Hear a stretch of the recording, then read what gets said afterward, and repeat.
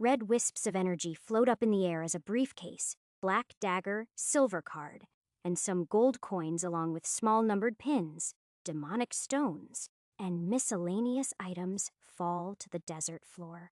Beside this pile of loot, the shattered armor of the sector 2 leader sits in a pile. It is inactive, and there is no sign of the body. Actually, there is no sign of any bodies. The small abandoned village continues to burn down to the desert floor, and the black flames flicker out.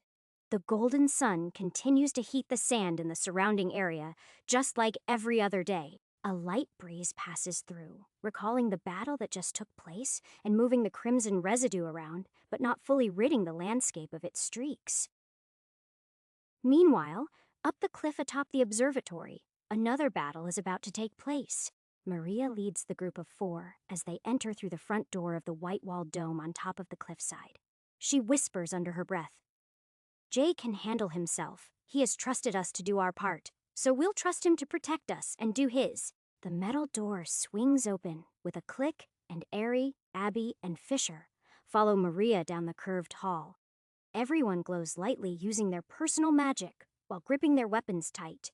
A loud man's voice can be heard through the halls of the building, echoing louder as they approach one of the doors that leads to the center room. "You sure got lucky, but we'll find out everything soon." The sound of keys being twirled around his finger jingles as he continues. "Did you hear all those loud bangs out in the desert? I am sure he'll be coming back any moment now. They don't call the Sector 2 leader the untouchable one for nothing. He is a master craftsman, supplying most of the higher-ups in the Dark Continent with unique gear and items that can't be found anywhere else.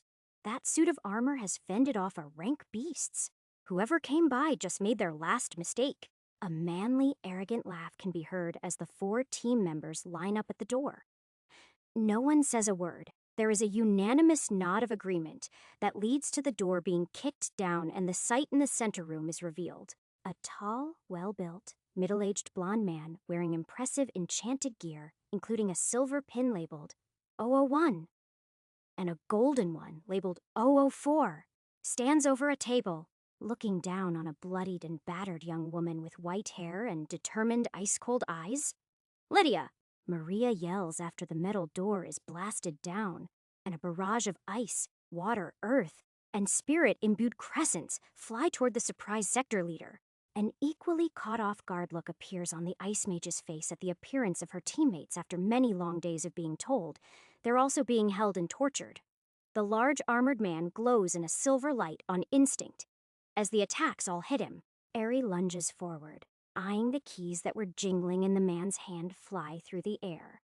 Meanwhile, Abby, Maria, and Fisher charge extra attacks. This man is over 100 levels above everyone else in the room, and his gear is a step above theirs too. It'd be naive to think one sneak attack is all it would take for someone like him to be taken out. The second barrage of energy crescents hits the same area of the room as the walls shudder and debris from the attacks fill the air. The sector leader lets out a pulse of his own mana while yelling, "It is you! How? What is the meaning of this?" The angry man's face is revealed as more of the debris falls, and it shimmers silver like metal. All of his body is coated in the same metallic coloring, and even after taking on a ton of high-powered attacks, there isn't even a single scratch on him. He yells out again, raising gauntlet-covered fists in the air as they begin to glow white. "I'll kill every last one of you. This is what I get for handing out favors to the association, isn't it?" His expression gets angrier and angrier as more crescents of energy continue to barrage his silver-colored body. More pulses of white light come off the gauntlets as Fisher yells to the group. It is his buff, the solid steel defense. Plus that shielding artifact. We'll need to attack with more than just this if we want to do any real damage. At these words, the Sector 4 leader turns to the swordsman, who outed valuable information about him that no one should know, and makes a punching motion in the air. A wave of bright white energy is released from the right fist and hits Fisher head-on. In response, the water user activates his ultimate defensive buff in return, but is pushed back by the immense power of the blast. He is propelled through the side of the observatory, making 2 huge holes in the metal and stone. The desert sand and morning sun can be seen from inside. Without hesitation, the sector leader punches with his other fist at Maria, who is running up on his opposite side trying to get an attack in. The same result happens, although Maria doesn't activate her ranked up buff, for fear that it may get everyone else in the observatory hurt. She is still pushed through multiple walls of metal and stone while blocking with mana shielding and an ice-imbued sword. The angered, shimmering man turns his gaze to Eri next, the man that stole his keys and is running to Lydia to unlock her from the mana, negating cuffs. Not so fast. In an instant, the sector leader charges up his gauntlets and throws another attack at the archer. Eri saw what happened to the other two teammates when they tried to block, so he jumps off a summoned white orb of spirit magic to narrowly dodge the incoming attack. Even so, it is very close and smashes another massive hole in the observatory's side. Impossible! He punches with his opposite arm while lunging forward to let out an attack at closer range. Eri summons another orb of magic and speeds out of the way, letting the unique energy attack narrowly miss him again. In the cover of the falling debris and exploding walls behind him, the archer throws the keys downward for Abby to catch, then peeks out, waving his arms at the angry metal man. Pathetic. You couldn't catch me if you tried. He smirks and turns away, hopping on summoned orbs of spirit energy through one of the holes the sector leader's attacks just created. The ground rumbles beneath the building as the silver-coated man jumps out following the archer that baited him to do so. You are all dead, every last one of you. Before flying through the hole in the wall, he turns back with a surprisingly cool and calculated expression. I'll be back for you two when I am done with them. Don't worry, I won't forget. His sarcastic sly tone shifts back to an angry yell while flying up into the air after the archer. His yells turn into an uncontrollable, battle-crazed laugh. Abby mutters to herself, running over to the portion of the room where Lydia got blasted back in the rubble, still connected to the table with cuffs. I guess anyone that joins an organization like this has to be a little crazy. She gulps, chuckling to herself while gripping the keys tight and using earth magic to sift through the debris to uncover Lydia. At the same moment, the silver-coated man flies through the air on a crash course for the archer, gracefully soaring through the sky. He is making his way down the cliffside toward the open desert, right between the destroyed town and the observatory up on the hill. Fisher and Maria both see the silver man glistening in the sun, following their teammate down the cliff. They use water and ice steps to follow and support Eri in the battle that is about to commence. Chapter 320. If all of you were easily pushed back by my gauntlet attacks, do you seriously think you have any chance of defeating me? You should have run while you still had the chance. Another laugh comes from the silver-coated man as his fists continue to charge up, glowing brighter and brighter white. I am the strongest one in this sector. I can feel the mana coming off you three. You are all newly ranked up. You may be skilled, but you don't stand a chance against me. The white glow from his gauntlets begins to spread down his arms and soon covers his body until the Sector 4 leader is covered in a glistening silver and white aura. He hits the desert floor feet first with a ground-rattling thud. Eri, Maria, and Fisher all land around him in a triangular formation, glowing with their respective personal magic. In the blink of an eye, blue mana crescents and white arrows are released in a barrage against the man all at once. But before they even make contact with his defenses, the white aura of mana around the enemy expands in the shape of his body to deflect every single attack. He swings his fists 2 times, letting out dual pulses of energy at Maria and Fisher. This time, instead of trying to block, the two of them have time to dodge. Like I said before, it is pointless to run. The white energy that is usually propelled from his fists comes out from his shoes seconds later, shooting the silver man forward with blinding speed. He aims right for Fisher as the swordsman jumps out of the way from his previous attack. The air ripples as the 2 metal fists clash with the ultimate water defense, mana shielding, and dark blue sword of the water mage. He grits his teeth and looks the man in the eyes who captured and tortured his longtime teammate. Still, even with all of his strength, the newly ranked up elite hunter gets pushed back with ease. Mana residue flies in the air as Eri and Maria fling attacks from the side to support, but none make it through. The silver-coated man charges up his fists again, all while continuing to punch the blue barrier over and over, pushing Fisher back. He continues to laugh manically while pushing at the barrier. You kids really thought you could take on 2 sector leaders and make it out of here alive. You must have been given false information, but his words stop as the blue eyes of the swordsman start to show a glimmer of red. An odd feeling comes over the Sector 4 leader as his heightened mana control senses pick up the odd shift in power that fills the air. Crimson tendrils of dense red mist start to wrap around Fisher's arms and flow down his sword. Next, the bright blue shield of water starts to become stained blood red. As the leader hesitates to make his next punch, the swordsman takes this opportunity to send out an attack of his own.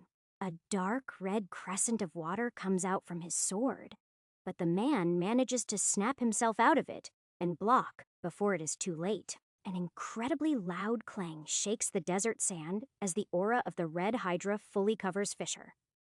And his attack makes a dent in the sector leader's armor. The man is shocked. He jumps back in surprise, placing both gauntlets up in a fighting stance with a baffled expression across his face. How? What is this skill?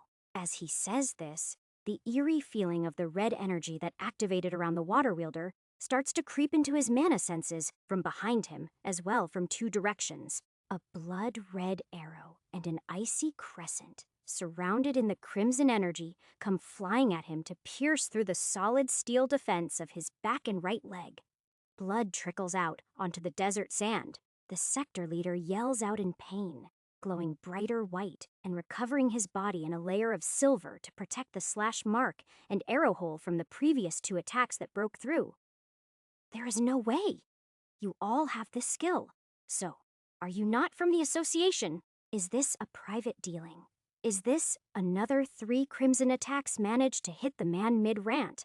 Fisher collides with the man's charged gauntlets again, expelling energy and leaving another dent while Ari and Maria land blows to his exposed back and legs. The 3 team members now zip around, leaving trails of red energy behind. Just moments ago, they were entirely outmatched, but now it doesn't even seem fair. Although it is impressive the leader has enough strength, defense, and mana control to block 1 red Hydra-aided attack at a time, that is not enough.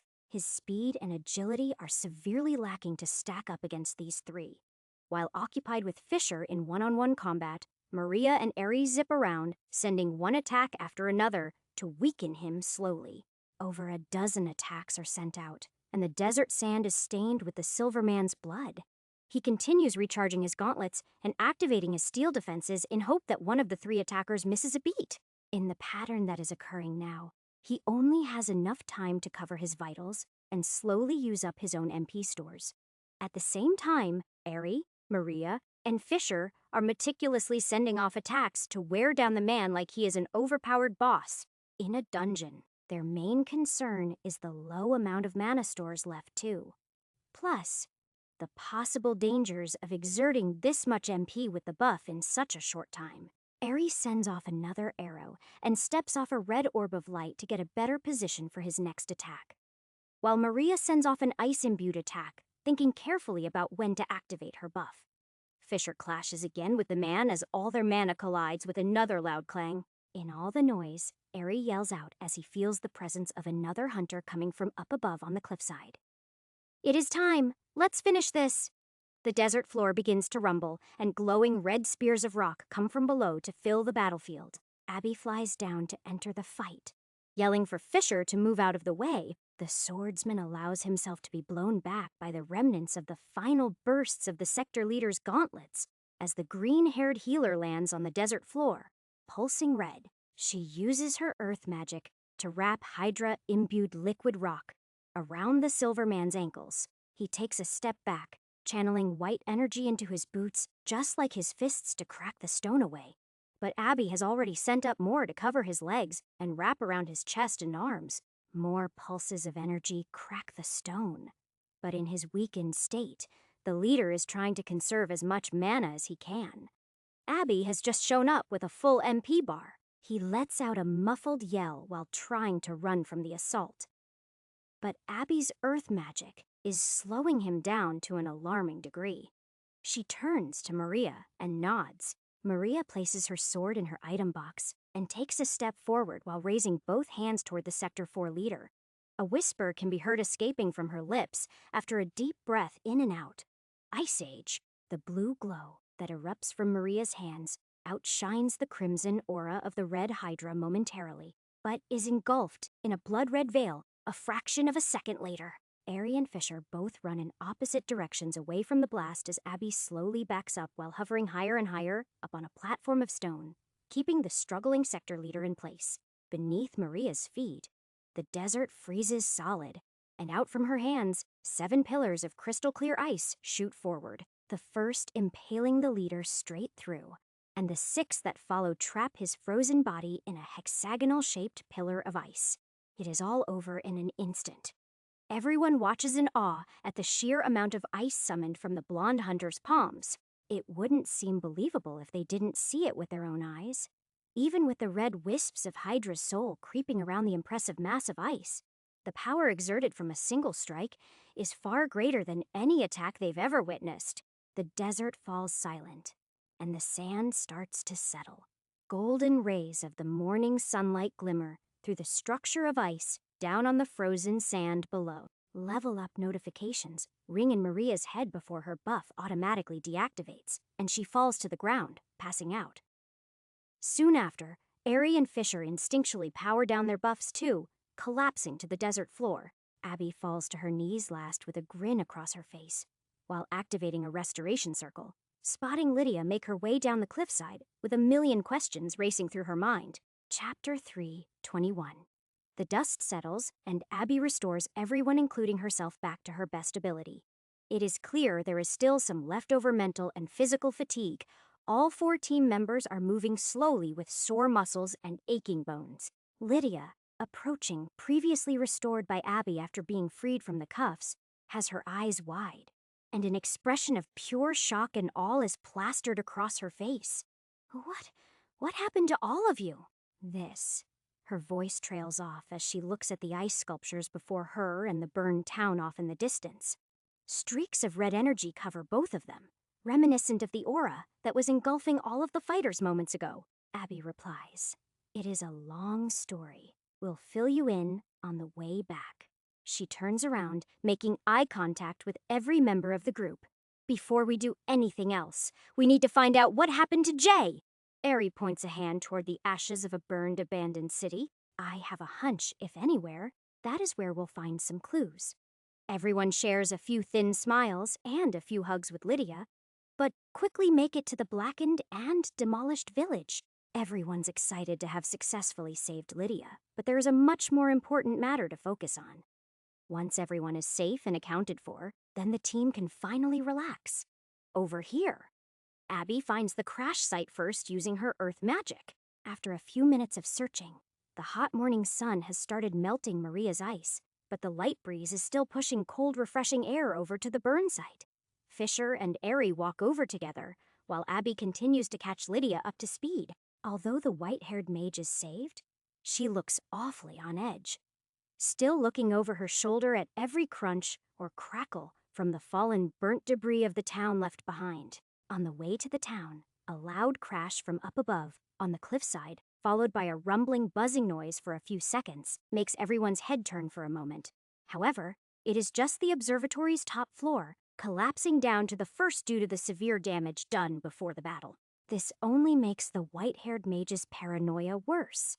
Abby's voice rings out again as she stands over the briefcase and item drops next to the shattered, uniquely black-colored armor. "I found the soul stones and the leftover gold. This is everything left in Jay's inventory." Ari comments on the odd metal scraps. "He never wore armor like that." Lydia peers around a charred woodpile, and her eyes open wide at the sight of the gear. "That is the Sector 2 leader's armor. I am positive." Tons of theories are thrown out as all 5 of the remaining members debate what could have happened. The red aura and the contents of the briefcase are even brought up, and the pile of silver-numbered pins that specifically represent ranks within the organization look just like the ones on the Sector 4 leader they fought. Fisher breaks the tiptoeing conversation with the truth of the matter. Whatever way we look at this, There are two things that are clear. Jay isn't here, and neither is the Sector 2 leader. It looks like one of them must have used a self-destruct type move. That is the only way a battle like this could have ended. Everyone looks around, seeing the craters and flame marks along with an unmistakable red aura staining the air. There are a few gulps that fill the silence. However, Maria's cheerful attitude breaks the tension. It must have been the only way. It may not be convenient, but he said he'd find us back in Solara in just over a week if anything like this were to happen. His real body will fully recover soon. I didn't think it'd come to this, but in the end, the battle has been won. We took back what was taken. She holds onto Lydia's hand tighter, looking up to meet her eyes. The rest of the teammates jump in, talking over the matter and what to do next. In the end, there is only one option. Eri is the one that says it to the team. We'll have to clear this place out, then wait for Jay and Solara. We move as a team. I have a feeling this is only the beginning. There is going to be a lot more eyes on us soon. We've been outcast and sold out by the association. They'll want to cover their tracks. Now, we've just taken out 2 of 4 Dark Continent underground sector leaders. These 2 organizations won't take it easy on us. Plus, I am sure our actions have most likely affected many lines of business and trade in many areas of the world. Our actions the last few days have real consequences. Abby interjects, "They had it coming to them, so what?" Eri chuckles in reply, putting his hands up in a playful manner. "Hey, I am not saying they didn't ask for it. I am just saying we're not just basic low-level hunters anymore. We're playing a more dangerous game with even more unknown powers, many of which can't just be punched harder to defeat. We'll need to get stronger in more ways than one before a force, like this challenges us head-on." There is another long pause as the group reflects on the past few days.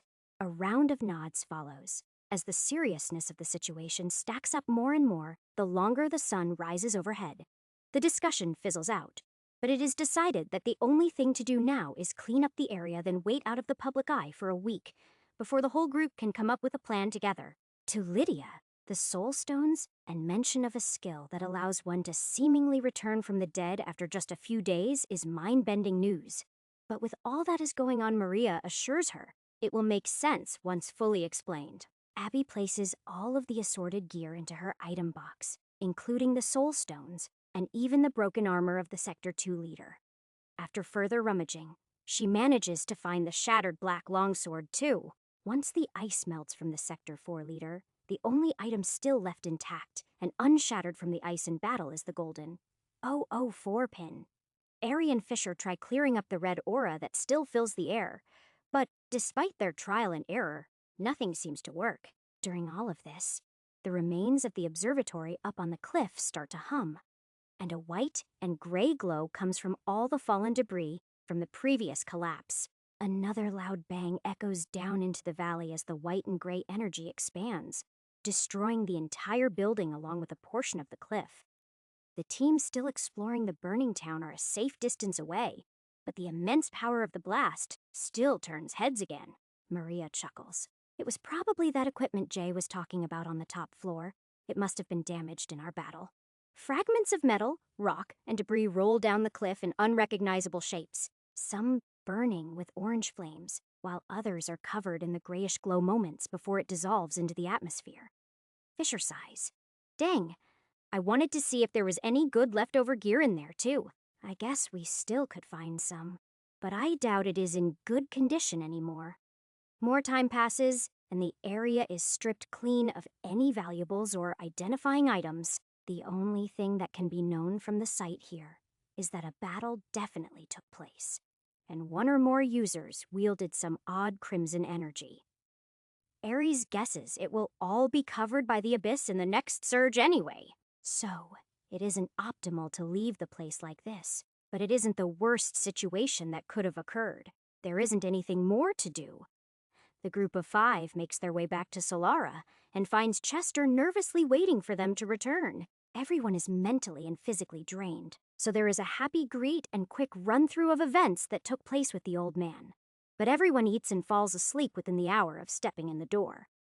It has only been a few hours since they left, but it feels as if the many days of fighting have finally come to an end. Knock, knock, knock, knock, knock.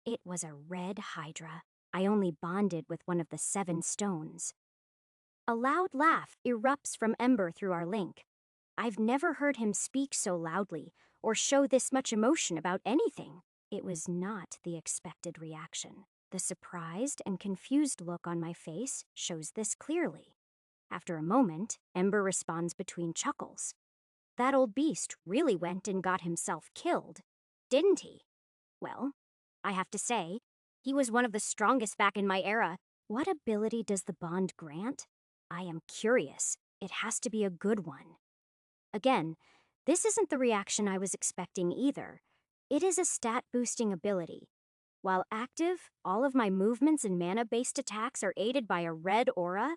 It is called the Red Hydra's Rage. But what do you mean by the beast was killed? Back in your era? Could you explain what exactly this soul bond is? Ember's laughs finally cease, but a toothy grin is still present as he goes into detail. There are 2 types of soul bonds that can be made with certain monsters that have made it to level 1000 or higher once in their lives. Once a creature reaches this stage, another rank-up process happens, and often strong monsters become immortal labyrinth guardians on the 40th, 60th, or final floor. Even after death, most are reborn or reincarnated once their energy is completely gone. I nod, piecing together his words. So just like you. You were reborn as a level 1, still holding all your memories. Does that mean there are tons of immortal monsters roaming the labyrinths? No. Only a select few are chosen by the king after the second rank-up process. New members are only chosen after incredible feats. Last time I was alive, there were only 9 of us. I doubt many changes have been made in just 50 years. I interject. So, I am bonded with you, and now the Red Hydra. What is the difference between a living bond and a dead one? There are many differences between every bond, living or dead. Some grant buffs, some give instant level experience, some share attributes. It is impossible to predict, as every immortal has slightly different powers and knowledge after each rebirth. The fact that the Hydra was split into 7 parts is definitely a unique trait. He was strong enough to do so. Therefore, I'd assume there is even more to the ability once all of the stones are bonded. The only difference between a living bond and a dead bond is that the creature being bonded cannot be reborn until their soul energy is fully dispersed and free. Ember laughs again, continuing.